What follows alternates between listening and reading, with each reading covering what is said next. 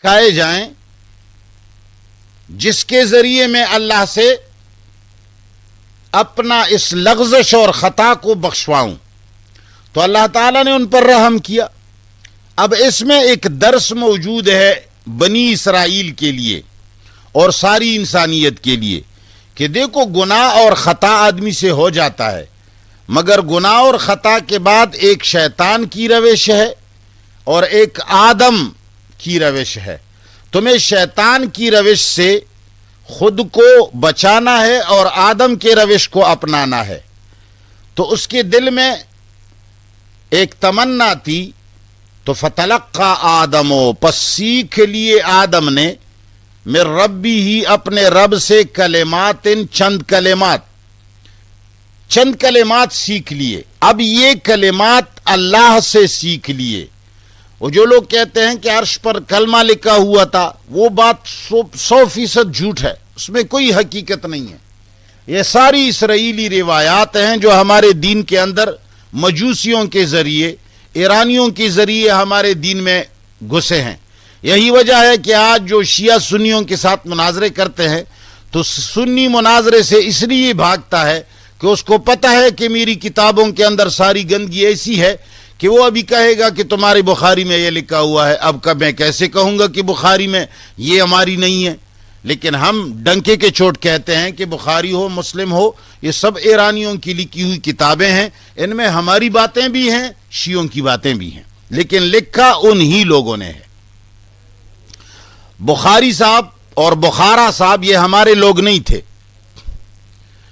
تو اللہ تعالیٰ فرماتے ہیں فتاب علیہ، تو رحم کیا اللہ تعالیٰ نے ان پر، انہو هو التواب، یقیناً اللہ تعالیٰ زیادہ توبہ قبول کرنے والے، الرحیم مہربان ہے۔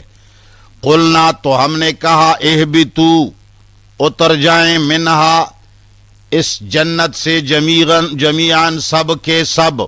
اب آدم اور حوا کو جمیعاً کا لفظ کہنے سے بات نہیں بنتی۔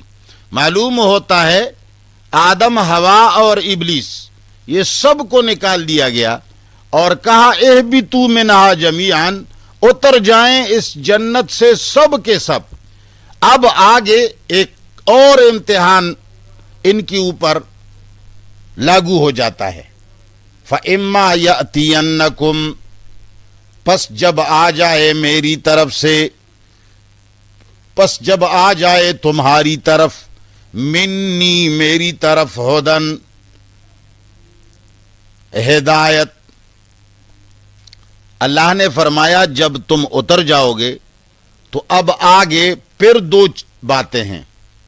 میری ہدایت آئے گی، میرے فرمان آئیں گے، جس طرح کہ یہ میرا فرمان تھا کہ اسجدوا لآدم، اس میں بھی امتحان سے ایک گروہ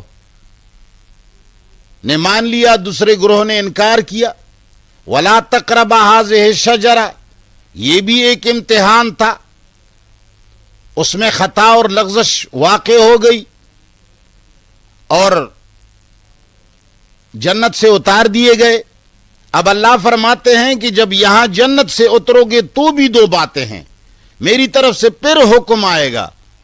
اب فَإِمَّا يَأْتِيَنَّكُمْ، پس جب آ جائے تمہیں، منی، میری طرف سے، ہدن، ہدایت، کلام اللہ، میرا حکم، قرآن، تورات، انجیل، زبور، جب میری طرف سے کتاب آ جائے، حکم آ جائے، فمن تبع ہدایا، پس جس نے تابعداری کی میری ہدایت کی، فلا خوف علیہم، تو نہیں ہوگا ان کے اوپر کوئی خوف، ولا هم یحزنون، نہ ہی وہ غمگین ہوں گے، والذین، اور وہ لوگ، کفروا، جنہوں نے کفر کیا، وکذبوا، اور جنہوں نے میرے احکام کو جھٹلایا، بآیاتنا، میرے آیتوں کو، میرے آیات نہ مانے، اس میں پچھو اور تعویلات شروع کیے، اس کی اپنی طرف سے معانی ڈھال دیے،